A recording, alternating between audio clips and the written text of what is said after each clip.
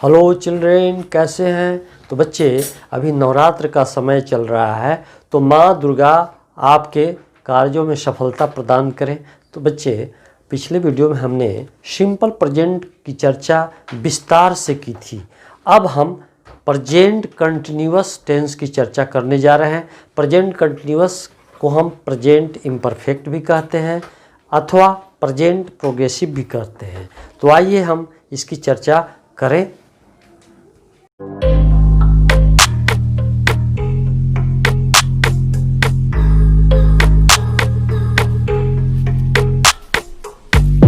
तो बच्चे, आज हम प्रेजेंट इम्परफेक्ट टेंस अथवा प्रेजेंट कंटिन्यूअस अथवा प्रेजेंट प्रोग्रेसिव टेंस की चर्चा करने जा रहे हैं।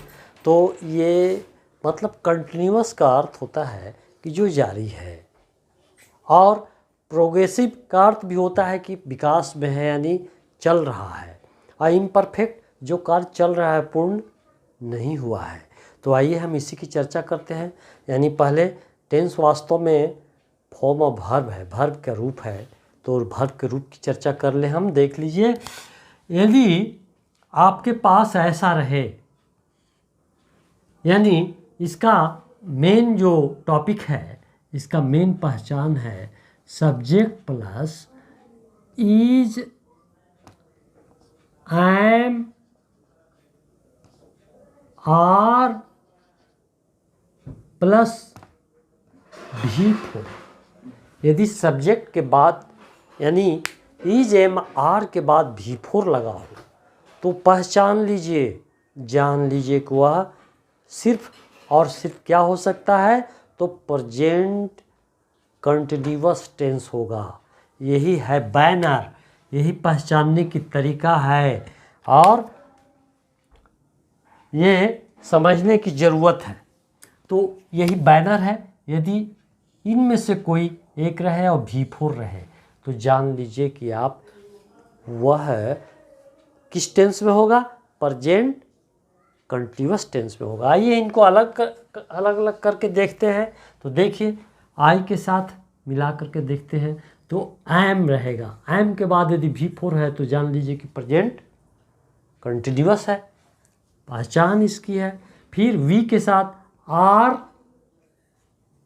प्लस भी4, यानी आर और एम और इज ये तो बदलते रहेंगे, लेकिन भी4 रहेगा। यानी इज एम आर के बाद अगर भी4 लगा हो तो समझिए कि प्रेजेंट कंटिन्यूअस टेंस है। यहाँ भी देखिए, यू के साथ आर लगता है, उसके बाद भी4 डाल दीजिए, प्रेजेंट कंटिन्यूअस है।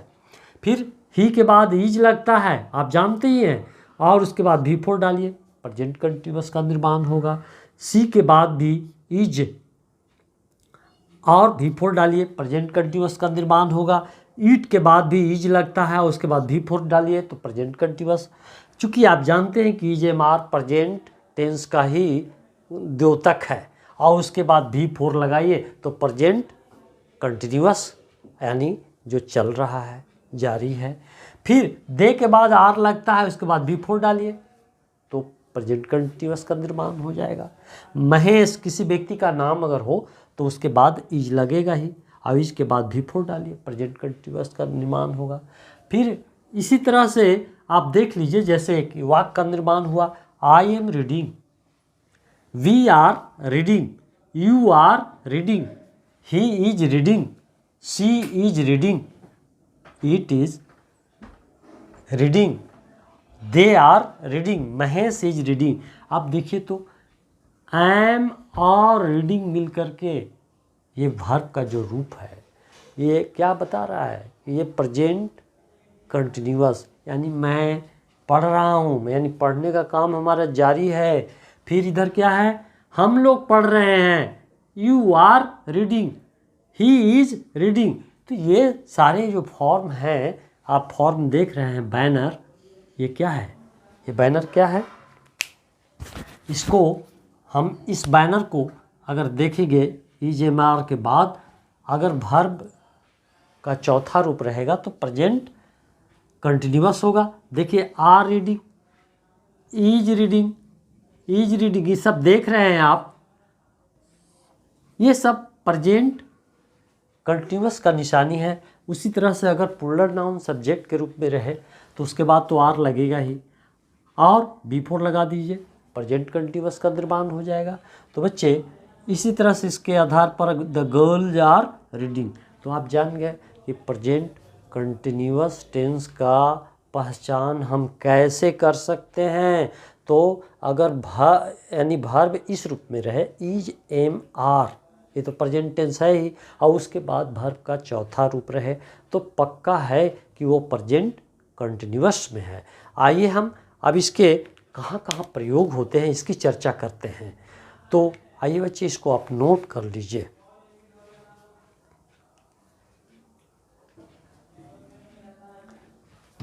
Children I want to rub. तो बच्चे आप वर्ब के रूप से जान गए, पहचान भी गए कि प्रेजेंट कंटिन्यूअस क्या होता है। प्रेजेंट कंटिन्यूअस को हिंदी में आप जान लीजिए, वाक्य के अंत में रहा है, रही है, रहे, तो जान लीजिए कि प्रेजेंट कंटिन्यूअस है। कभी कभी ऐसी बातें आती है कि हिंदी में मैं बैठा हूँ, तो बैठने का काम जारी है कि नहीं, तो ऐसी अवस्था में प्रेजेंट कंटिन्यूअस का भी बोध होता है। मैं लेटा हूँ, मैं सोया हूँ, तो ये भी प्रेजेंट कंटिन्यूअस का बोध करवाता है क्योंकि काम जारी है। आइए हम इसको प्रेजेंट कंटिन्यूअस कहाँ कहाँ प्रयोग किया जाता है इसकी चर्चा एक एक करके करते हैं। तो present continuous tense is used to express immediate present, यानी प्रेजेंट कंटिन्यूअस तत्काल वर्तमान की चर्चा व्यक्त करने के लिए किया जाता है। जैसे उदाहरण के लिए आप कोई काम अभी तुरंत हो रहा है, जैसे प्रेजेंट इंडेफिनिट जो है वो तो थोड़ा निश्चित समय का बोध करवाता है, लेकिन प्रेजेंट कंटिन्यूअस थोड़ा निश्चितता ज़्यादा व्यक्त करता है। यानी देख लिया जाए, the sun is rising now, सूरज अभी क्या हो रहे हैं, उग रहे हैं, यानी उगने का काम जारी है, अभी तत्काल काम हो रहा है। फिर देखिए ही इज राइटिंग नाउ, वह अब लिख रहा है या अभी लिख रहा है, देख रहे हैं ना। तो ये काम जारी है, पता चल रहा है कि अभी वर्तमान समय में काम हो रहा है, तुरंत हो रहा है। और फिर राधा इज डांसिंग, राधा नाच रही है, ये काम अभी तुरंत जारी है कि नहीं। तो इससे स्पष्ट हो रहा है कि प्रेजेंट कंटिन्यूअस टेंस को तत्काल वर्तमान यानी इमीडिएट प्रेजेंट को व्यक्त करने के लिए किया जाता है। तो बच्चे इसको आप नोट करें।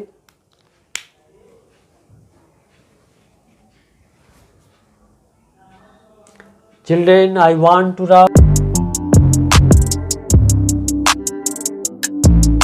तो बच्चे आप पहले रूल को तो अच्छी तरह समझ गए कि प्रेजेंट कंटिन्यूअस टेंस तत्कालीन वर्तमान को व्यक्त करने के लिए किया जाता है।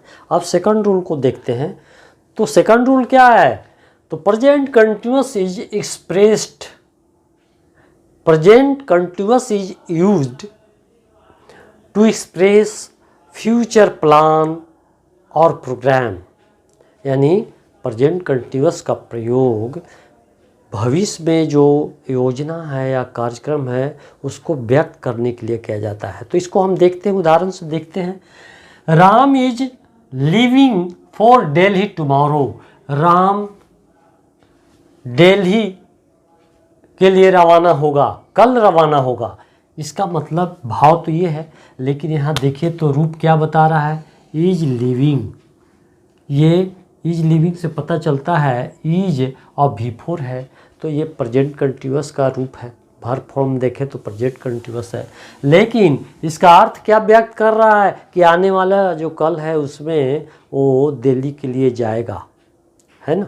तो ये प्रेजेंट कंटिन्यूअस है, लेकिन टाइम क्या व्यक्त कर रहा है, फ्यूचर टाइम व्यक्त कर रहा है। फिर यहाँ देखिए, Mohan is taking his examination next month, Mohan अपना परीक्षा अगले महीने में देगा। तो यानी देखिए तो इज टेकिंग से पता चल रहा है कि प्रेजेंट कंटिन्यूअस टेंस का ये वर्ब फॉर्म है, लेकिन भाव से अर्थ से पता चल रहा है कि आने वाला समय में कार्य होने वाला है, यानी फ्यूचर टाइम में काम होगा। तो ये आप समझ गए कि टाइम में टेंस भी यहाँ अंतर करते चले जाइएगा कि आप जानते हैं अच्छी तरह कि tense is form of verb, time is meaning of verb. तो बच्चे आप अच्छी तरह समझ गए और इसको आप नोट कर लीजिए। Children I want to rub. तो बच्चे आप सेकंड रूल को भी अच्छी तरह समझ गए होंगे। अब थर्ड रूल को हम व्यक्त करने जा रहे हैं। तो वो क्या है, इसको देखिए। यानी present continuous tense is used to express the intention और लाइकलीहुड। यानी प्रेजेंट कंटिन्यूअस टेंस का प्रयोग इरादा अथवा संभावना व्यक्त करने के लिए भी किया जाता है। जैसे अब क्या देखिए यहाँ, Ram is going to sell his car. Ram अपनी गाड़ी बेचेगा। यानी भविष्य काल में जो इरादा करने वाले हैं हम, वो बता रहा है। यहाँ देखिए तो रूप से तो पता चल रहा है कि प्रेजेंट कंटिन्यूअस है। इज के बाद वर्ब का चौथा रूप यानी प्रेजेंट कंटिन्यूअस। लेकिन ये इरादा क्या हुआ है कि आने वाले समय में ये काम होने की इरादा है, गाड़ी बेचने की इरादा है। फिर देखिए the patient is going to die. रोगी मर जाएगा। यानी ये संभावना बनी हुई है, उसकी स्थिति दशा को देख कर के ऐसी संभावना बनाई जा रही है।